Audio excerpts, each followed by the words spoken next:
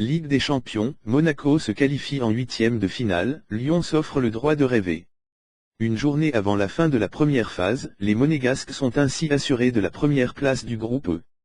Pour les Lyonnais, la tâche sera difficile. L'AS Monaco a assuré sa qualification en huitième de finale de Ligue des Champions mardi 22 novembre. Le club du Rocher s'est imposé, 2-1, face aux Anglais de Tottenham au stade Louis II. Les Londoniens s'offrent pourtant la plus grosse occasion du match à la 7e minute, mais Heung-min Son rate son duel face à Subasic, avant le raté sur pénalty de Falcao face à El Elori.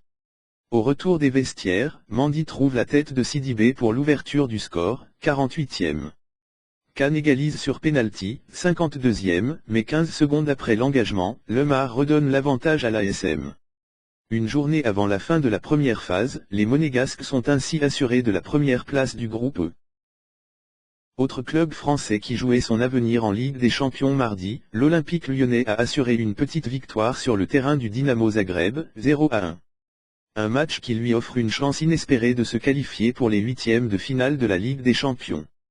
Le match à domicile contre le FC Séville le 7 décembre, sera donc une finale dans ce groupe H.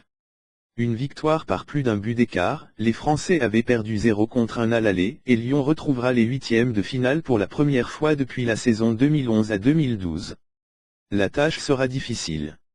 Mais la perspective d'une qualification semblait si douteuse avant cette cinquième journée, entamée avec 6 points de retard sur Séville, que les Lyonnais peuvent être satisfaits. Pour rêver, il fallait l'emporter et compter sur une performance de la Juventus Turin en Espagne. Les Italiens, qualifiés, ont rempli leur part du contrat, 1-3. Le président Jean-Michel Aulas s'était pourtant demandé la veille du match s'il n'était pas plus raisonnable de se contenter d'une troisième place de groupe et d'envisager l'Europa League, plus en rapport avec l'effectif lyonnais. Mais Alexandre Lacazette, 72e minute, a finalement libéré son équipe mardi soir en marquant tranquillement d'un plat du pied gauche son premier but cette saison en Ligue des Champions. Avec un trio Dembélé et Kagawa en état de grâce, Dortmund a fait étalage de sa richesse offensive face au Legia Varsovie, battu 8-4, mardi. Le club allemand reste en tête de son groupe de Ligue des Champions devant le Real Madrid. Avec 12 buts, il s'agit du match le plus prolifique de l'histoire de la Ligue des Champions. L'ancien record était de 11 buts, un 8-3 pour Monaco contre la Corogne en 2003. Les Allemands iront à Madrid le 7 décembre en position de leader, avec 2 points d'avance sur le Real. Le Real Madrid, tenant du titre, a validé son billet pour les huitièmes de finale de Ligue des Champions en s'imposant, 2-1, contre le Sporting Portugal grâce au but des Français Varane et Benzema face au club formateur d'un Cristiano Ronaldo resté muet mardi à Lisbonne. Avec 11 points à l'issue de la cinquième et avant-dernière journée, le géant espagnol briguera la première place de ce groupe F le 7 décembre lors de la réception du Borussia Dortmund.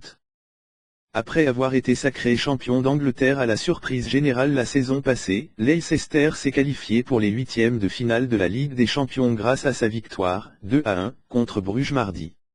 Les Foxes, avec 13 points, sont même assurés de terminer premier du groupe G en raison du match nul, 0-0, entre Copenhague, 6 PTS, et Porto, 8 PTS. Le contraste est impressionnant. Si les hommes de Claudio Ranieri s'éclatent sur la scène européenne avec 4 victoires et un match nul, en Premier League, ils sont complètement largués. Seulement 14e, les champions d'Angleterre n'ont gagné que 3 fois depuis le début de la saison et flirtent avec la zone rouge. Ils n'ont que 2 points d'avance sur le premier relégable, Hull. La Juventus a dompté Séville. La Juventus Turin, en supériorité numérique pendant 1 heure, a renversé Séville 3-1 grâce à Leonardo Bonucci, se qualifiant pour les huitièmes de finale de la Ligue des Champions et dépassant le club andalou en tête du groupe H avant l'ultime journée. Les Sévillans ont longtemps résisté mais ils ont fini par craquer, après avoir ouvert le score sur une volée de Nico Pereja, 9e, ils ont commencé à souffrir avec l'exclusion de Franco Mudo Vasquez à la 36e minute. Puis, Bonucci a fait la différence en obtenant un pénalty généreux pour un tirage de maillot de Gabriel Mercado, ce qui a permis à Claudio Marchisio d'égaliser, 45+2.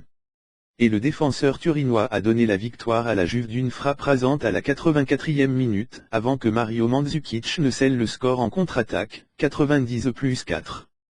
Ce succès permet à la Juventus, première, 11 PTS, de s'assurer un billet pour les huitièmes au printemps, tout en doublant le Séville FC, deuxième, 10 PTS, en tête. La première place du groupe tend les bras aux Turinois avant la réception du modeste Dinamo Zagreb, 0 PT, lors de la dernière journée. 2 matchs nuls. Leverkusen se qualifie également pour les huitièmes à la faveur de son nul à Moscou contre le CSKA, 1-1. Un autre ticket pour les huitièmes de finale se jouera à distance entre Porto et Copenhague, qui n'ont pu se départager mardi soir, 0-0.